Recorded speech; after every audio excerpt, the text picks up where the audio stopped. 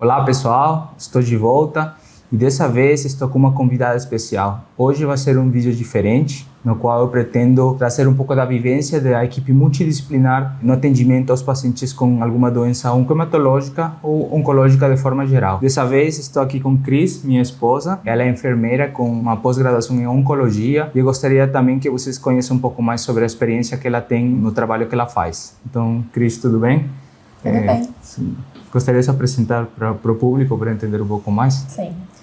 Então, meu nome é Cristine, eu sou de Florianópolis, Santa Catarina, então me formei lá, na Universidade Federal, e a minha carreira começou lá. Então, eu tenho um pouco mais de 10 anos já de formada, então já passei por algumas áreas. Só para citar um pouquinho, assim, da minha experiência, então eu já trabalhei em pronto-socorro, adulto infantil, unidade de internação, maternidade, e os pacientes oncológicos sempre circularam nesses setores por onde eu trabalhei, mas nunca foi um foco do meu trabalho. Só depois que eu vim para São Paulo, vim no final de 2017 para cá, quando eu entrei num grande hospital aqui, que eu já fui direto pro setor de oncologia, e aí já tinha algo que me chamava pro setor de oncologia. O Diego sempre falou muito dos pacientes oncológicos e hematológicos, que era um desafio, que são pacientes diferentes, e isso realmente me chamava bastante atenção. E aí, em 2019, quando eu fui para esse setor, então, que realmente despertou o meu interesse em trabalhar exclusivamente com pacientes onco-hemato. Em 2019 mesmo, eu comecei minha pós e desde então trabalho com isso. Você fez pós-graduação aonde? Eu fiz a pós no Oswaldo Cruz. Aqui em São Paulo. Né? Pós-graduação para enfermagem, né? Não é um multidisciplinar, mas com foco em paciente oncológico e hematológico. É bem legal, né? Porque eu falava com ela porque a maioria das pessoas que conheço, que enfermeiros, enfermeiras, geralmente tem um interesse, né? Ou eles comentam muito sobre a parte de urgências e emergências, né? Eu acho que quando a gente se forma é o que brilha os olhos, assim, porque parece mais desafiador de você ver aquele paciente grave. Então, realmente são áreas que a gente costuma ir, né? Ou UTI ou urgência e emergência. E eu acho que emergência é ainda mais, né? Em primeiro lugar. Acho que sim. Tem aquele desafio de recém-formado. E eu não sei como que é aqui em São Paulo, eu já moro aqui desde 2016, eu já vi várias enfermeiras, né? Ou enfermeiros, mas não sei como era na tua cidade, em Florianópolis. Em Florianópolis também é muito mais comum. Tanto que, assim, em Florianópolis tinha pós-graduação em oncologia, mas era à distância, com estágio pouquíssimas horas, então eu acho que não te dá a mesma vivência que as pós que tem aqui em São Paulo, Perfeito. né? Então, realmente, eu lembro que uma vez uma colega me sugeriu, por que você não faz pós-graduação em oncologia? Eu acho que eu sempre tive esse olhar, assim, para os pacientes. Eu sou bastante paciente, tenho calma na hora de falar, então eu acho que o paciente se sente seguro com esse profissional, né, que conversa com calma, que acolhe. Então as pessoas acho que viam essa característica em mim e sugeriram, só que na época eu achava que não tinha nada a ver, eu realmente estava feliz onde eu trabalhava no pronto-socorro, mas eu acho que tudo são fases da vida, e aí quando eu caí em 2019... Eu também escuto, né, pessoas que falam que tem a impressão que uma vivência é muito triste, que o emocional é muito forte, também, né? Então, eu acho que... Isso termina afastando um pouco as pessoas, né? Que não é para todos, e eu acho que tem um momento certo. Eu acho que realmente em 2019, quando eu entrei nessa vida, eu já tinha uma vivência, já tinha mais experiência, já não era recém-formada, já não era tão novinha, então eu acho que tudo calhou a trazer que realmente eu me encontrasse nessa área. Eu acho que não é qualquer um que consegue realmente trabalhar nessa área, porque além dos desafios da doença em si que você precisa estudar, tem todo esse contexto emocional, que é um fator bem importante que depois a gente pode conversar. Bom, eu fiz uma pequena cola aqui para guiar a conversa. Então, agora, o que você poderia comentar mais ou menos sobre como é o papel já do enfermeiro que trabalha na área de oncologia? Então, independente de por onde esse paciente vai entrar, né? Então, qual vai ser o primeiro contato dele com uma instituição de saúde, seja ambulatorial, seja no setor de emergência, ou seja numa unidade de internação, ou de uma unidade de terapia intensiva, sempre vai ter um enfermeiro. Então, o enfermeiro vai ser também o primeiro vínculo deste paciente com esse novo mundo que ele está agora circulando. Nós temos uma primeira consulta, que nós chamamos de consulta de enfermagem, que é um momento onde nós vamos conhecer esse paciente, o histórico dele e como que se forma o contexto familiar desse paciente, que principalmente neste mundo da oncologia da hemato é extremamente importante. E esse contexto familiar ou nível de amizade, seja qual for a rede de apoio desse paciente, também esteja envolvida nesse tratamento para que aí a gente consiga ter sucesso. No ambulatório vai funcionar de uma forma, a gente faz uma triagem, a gente consegue conhecer todo o histórico desse paciente, No pronto-socorro vai ser algo mais rápido, então a gente vai conhecer principalmente os fatores de risco, se já faz ou se não faz tratamento. Na unidade de internação é muito parecido com o ambulatório, então a gente vai com mais tempo, já com o olhar, geralmente ele já tem um diagnóstico, né, quando ele chega na unidade de internação, então a gente já vai com esse olhar do que eu preciso antever para começar esse tratamento. E na unidade de terapia intensiva a mesma coisa. Então o que é importante, né, a gente conhecer nesse primeiro momento? O contexto familiar, essa rede de apoio do paciente, alinhar as expectativas, quem pode saber do seu diagnóstico, quem que não pode, então isso é um direito do paciente, de que ele escolha quem que pode saber do seu diagnóstico ou não, conhecer o histórico de doenças desse paciente prévio, conhecer o histórico vacinal desse paciente, então é algo muito importante que muitas vezes a gente esquece, e depois, ao longo do tratamento, pode ter uma intercorrência grave, porque ninguém viu se ele tinha já a proteção para as outras doenças. Como que é o estado nutricional desse paciente? Então, a gente faz um peso inicial, a gente faz algumas medidas justamente para saber qual que é a superfície corpórea desse paciente, para calcular a dose da quimioterapia, caso seja indicado para esse tratamento. Então, é um momento realmente da gente conhecer esse paciente, conhecer o histórico, pensar no que pode influenciar ao longo do tratamento, que a gente vai precisar ter um olhar diferenciado, e criar vínculo do paciente com o profissional. Então, tem até algumas instituições que promovem que o primeiro enfermeiro que atender esse paciente no primeiro dia será ele que vai cuidar durante o paciente durante todo o tratamento. É bem legal isso. O que eu acho que é muito legal, porque realmente estabelecendo esse vínculo, a gente já conhece quais são as preferências, quem é a rede de apoio, quais são as condições sociais desse paciente, então se eu preciso ter um apoio de outro setor ou não, e realmente formar o vínculo, que eu acho que é bem importante para a gente conseguir sucesso. E algo interessante que quando você comenta tudo isso é que não é que é um papel que o médico não faz, né? Na verdade, o que a gente procura é montar uma equipe multidisciplinar que avalie o paciente de uma forma integral, né? Exato. Então, o médico tem um papel para muitas coisas que você comentou, o médico já faz, você vai repetir algumas coisas, mas a ideia é que cada um, desde sua óptica, né, consiga atender as demandas, trazer um benefício para o paciente, né? E também, como você mencionou, evitar algum tipo de prejuízo, não? Alguma coisa que poderíamos ter evitado. E lembrando que o principal papel do enfermeiro é promover cuidado. Então, o médico vai determinar qual será o tratamento e nós vamos definir quais são os cuidados dentro desse tratamento. Isso. Então, são coisas que são amarradas, não quer dizer que o médico é mais importante, o enfermeiro é mais importante. Não, são coisas que precisam caminhar juntos para que a gente tenha sucesso ao longo do tratamento. E também temos que mencionar que tem, por exemplo, né, nutricionista, lugares que tem nutricionista, tem seu papel fundamental. Então todo mundo trabalha em função de trazer o melhor benefício para o paciente, né? Mas é uma coisa bem legal porque eu converso com muitas pessoas e realmente não tem essa visão, esse olhar, né? E muitas vezes os enfermeiros, devido à alta demanda de pacientes, muitas vezes tem enfermeiros generalistas que terminam assumindo um papel, que muitas vezes é um papel que é bem feito, mas que às vezes não tem essa carga teórica que você conseguiu adquirir durante a formação. Eu acho que todo especialista, né, independente da área onde trabalha, vai trazer um conhecimento diferenciado. Sim. E isso vai agregar com certeza ao longo do tratamento desse paciente. Então, realmente, são cuidados específicos que um generalista não vai ter. Isso. Então, eu acho que realmente, quando a gente tem a oportunidade, né, de ter profissionais cada vez mais especializados, é esse trato fino durante o tratamento. Um olhar bem diferenciado, né? Porque, bom, a Cris já sabe, eu também já trabalhei tanto na residência como agora que eu trabalho em enfermagem. Também tem farmacêutico, mas a enfermagem chega a um ponto que dominam tanto as doenças e os tratamentos que muitas vezes o enfermeiro já sabe que tipo de quimioterapia, como é o protocolo de administração da quimioterapia, se alguma coisa deu errado ou passou desapercebido, sempre a enfermagem é alguém que fica atento para essas coisas.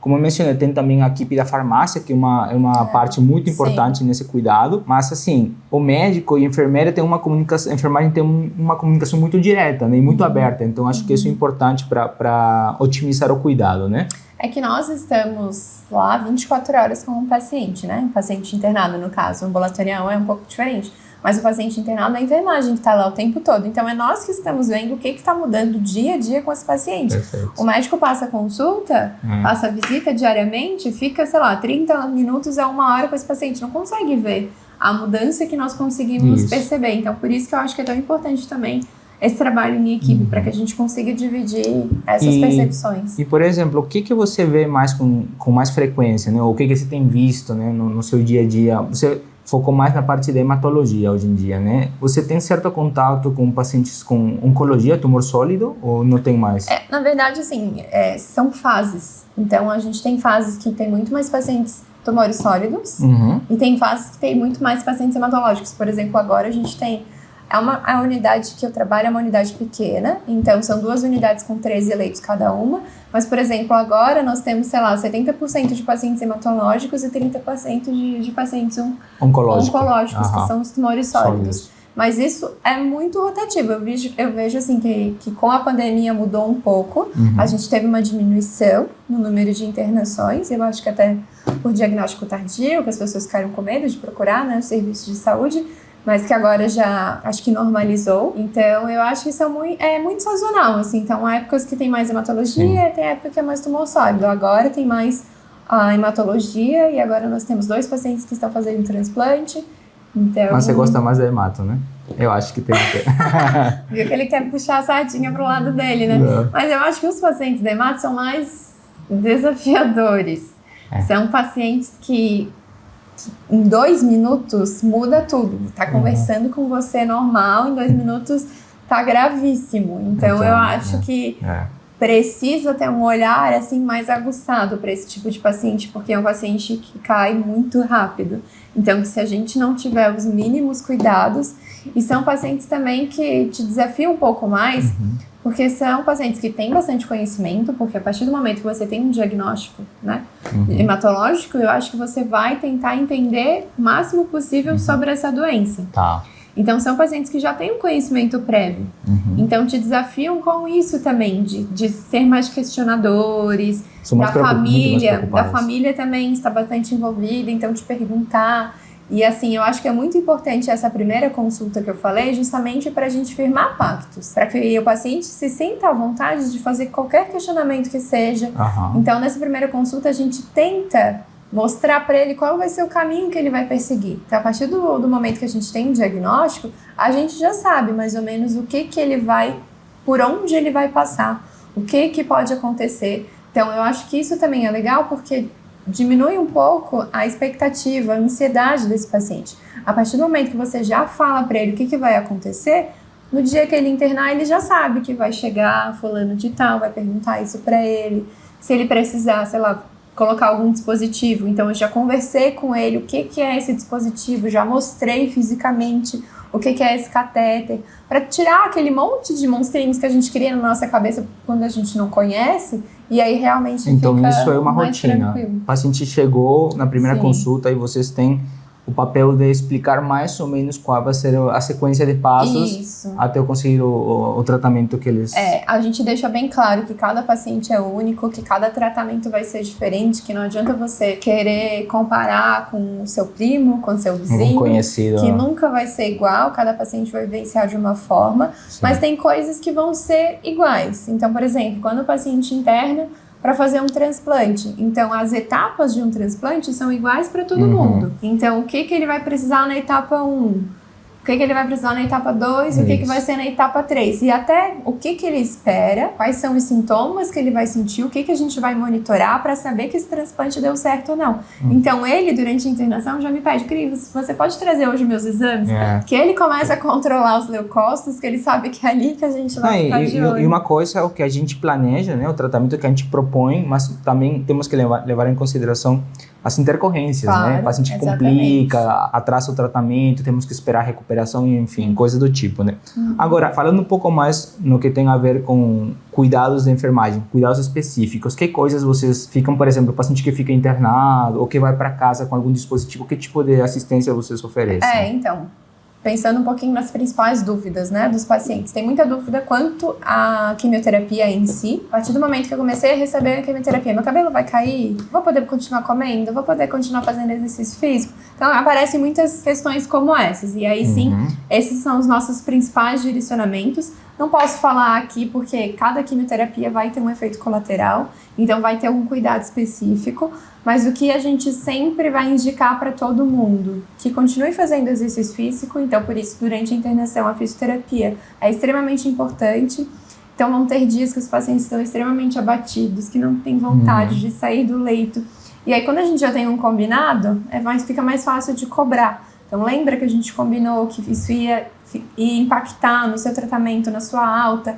Então é preciso que o senhor nem que dê uma volta no setor, ou que sente e faça a bicicleta sentado, mas que a gente precisa que o senhor faça isso e faz parte do tratamento. Aí ele mesmo se cobra, é mesmo, né? Eu concordei com isso, ok, vamos fazer. Pesar todos os dias, que é extremamente importante, que o paciente ganha muito peso, retém muito líquido, então a gente precisa corrigir isso, né? Muitas vezes ele não tem vontade de sair da cama para pesar, a partir do momento que a gente já explicou a importância disso. Porque é muito fácil você falar, seu João, o senhor tem que pesar. Ah, não quero. Ele não sabe o motivo, a importância de pesar. É muito fácil dizer que não. Agora, a partir do momento que ele entende que isso vai impactar diretamente no tratamento dele, realmente ele só não vai levantar se ele não conseguir. Senão, a gente sempre consegue mobilizar esse paciente. Cuidados com a pele. Isso. Então, a gente sempre vai hidratar essa pele vai ressecar muito durante o tratamento. Então, aumenta aí o risco de você fazer qualquer lesão, qualquer fissura, que aí vai aumentar o risco de ter alguma porta de entrada para qualquer outro micro-organismo. Então, é algo que a gente protege bastante. Mucosa oral, então a gente tem também acompanhamento da odonto, mas a gente sempre olha como que está essa mucosa oral, enfatiza a necessidade de fazer, então a higienização dessa boca, cuidado com os alimentos, então a nutrição também tem um papel extremamente importante, então a consistência desses alimentos.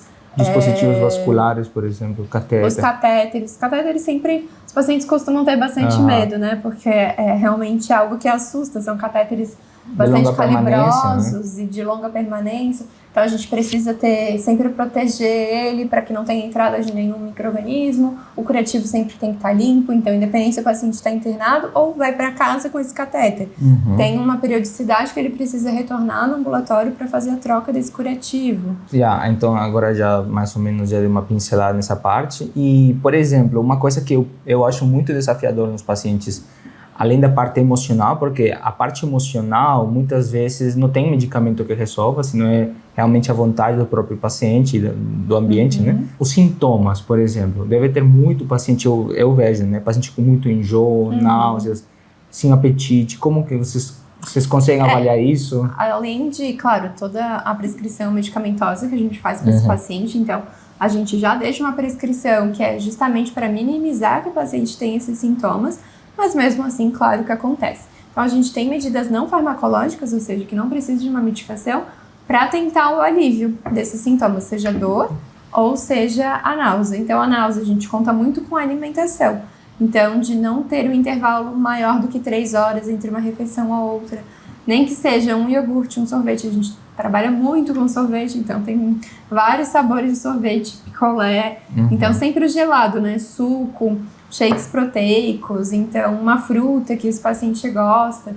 A gente tenta ao máximo manter a rotina que esse paciente já tinha em casa. Então, se ele gostava de tomar, sei lá, teve uma paciente japonesa. Eu estava lembrando desse caso. O que ela tomava arroz, todo não era? dia? Arroz no café da manhã? Eu acho que era o arroz ou era a sopa de soja? O misoshiro. Misoshiro. O misoshiro. Ela tomava misoshiro no café da manhã. E aí ela não estava tomando café da manhã porque não gostava do nosso café, do pão e queijo. Então a gente trouxe o misoshiro para ela continuar fazendo o que ela já fazia. Então a gente tem que adaptar ao máximo a rotina do que esse paciente já tinha antes da internação. Medidas não farmacológicas, então a gente pode trabalhar com calor, com frio. Tem alguns aparelhos que a fisioterapia utiliza, o TENS, ou aquela estimulação, a própria acupuntura, para alguns casos é indicado. Então a gente tem outras alternativas além da medicação. E não podemos esquecer de mencionar a psicologia, né? Que também a gente não mencionou, mas é super importante. Os quadros depressivos nos pacientes oncohematológicos e aqueles pacientes que principalmente ou têm uma doença grave ou são pacientes muito jovens ou pacientes com longa permanência de internação, o componente emocional é muito importante, né? Então tem que ser muito bem avaliado Mas como eu sempre falo, cada um tem um papel, mas é incrível, porque um bom enfermeiro faz muita diferença na rotina de cuidado dos pacientes, né?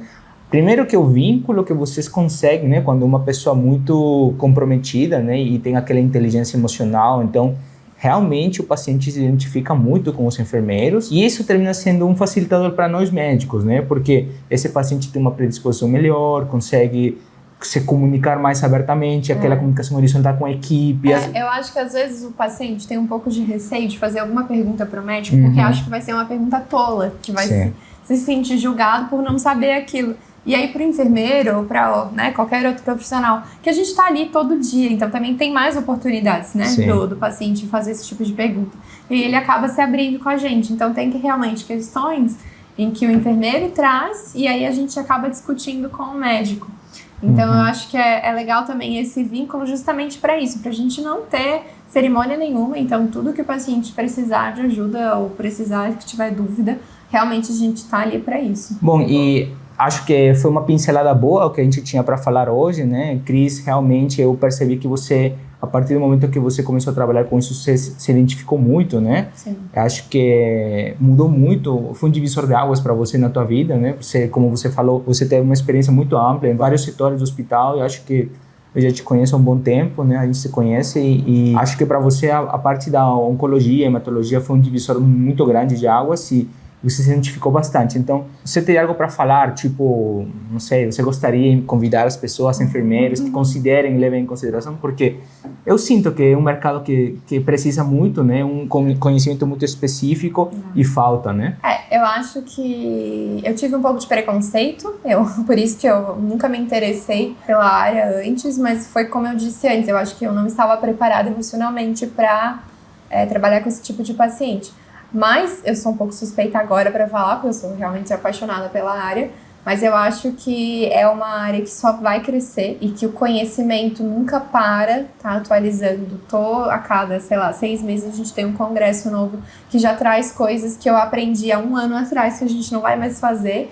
Então eu acho que isso é extremamente desafiador. Então, para você que quer realmente continuar crescendo como profissional, quer continuar cuidando ao máximo desse paciente, eu acho que é uma área, assim, que te traz muita coisa boa, porque se fala muito no processo de morte, que são pacientes terminais, mas não se vê toda a vida que a gente tem também com esse tipo de paciente. Quantos pacientes a gente consegue que saiam bem dessa internação, que volte para as suas atividades laborais normalmente e que depois voltam na unidade de internação só para te ver, porque realmente cria um vínculo. Então, eu acho que isso é extremamente gratificante.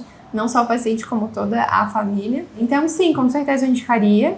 Eu acho que precisa estudar, mas que é uma área que você consegue ver que a diferença no seu cuidado faz na vida desse paciente. Então, é algo que te traz muito retorno. Então, eu acho que é muito legal, te estimula a aprender cada vez mais, a saber cada vez mais, justamente para você saber que isso vai fazer diferença diretamente na vida do seu paciente. E por mais que no começo pareça um desafio muito grande, né? Porque é uma área muito específica que talvez durante a graduação vocês não... Que nem a gente não consegue, né? Você não tem uma ideia, parece um mundo totalmente à parte, é realmente uma coisa totalmente diferente. Eu vi a Cris estudando, você consegue aprender os conceitos, você vendo os pacientes, você vai aos poucos, você também não vai se jogar de cara, que né? Assusta, né? Pouco os nomes dos quimioterápicos. Coisas totalmente diferentes, mas da assim... Da farmacocinética, mas depois você vê que você vê no dia a dia, você vai aprender os protocolos e é muito importante. Então, eu também acho, como médico, acho fundamental para quem estiver assistindo esse vídeo, né? Leve em consideração uma área muito interessante, vocês vão conseguir trazer muita ajuda para pessoas que precisam desses cuidados e quem melhor que uma pessoa que foi preparada especificamente para isso. E fora o mercado de trabalho, que com certeza cada vez mais vai ter oportunidade para esse tipo de profissional que estiver preparado. Então, se você abrir qualquer site de vagas hoje, você vai ver que sempre vai ter uma vaga para essa área oncológica. Então, se você está aí procurando um emprego, talvez não ache porque está... Deixa um pouquinho urgência, emergência. Deixa um pouquinho que tem bastante. Muda um pouquinho seu olhar. Abre um pouquinho o leque e você vai achar outras experiências muito boas. Então, bom, era isso, né? Era isso que tínhamos para trazer hoje. Espero que tenham aproveitado, que tenham gostado. E, novamente, como sempre eu falo, deixem seus comentários agora com a Cris. Se tiver alguma dúvida, eu vou deixar o perfil do Instagram dela aqui embaixo também, que ela vai começar a participar de vez em quando. Como sempre eu falo, né? Se inscreve no canal, ativa o sininho, que a gente está aqui para tirar dúvidas toda semana. Um forte abraço.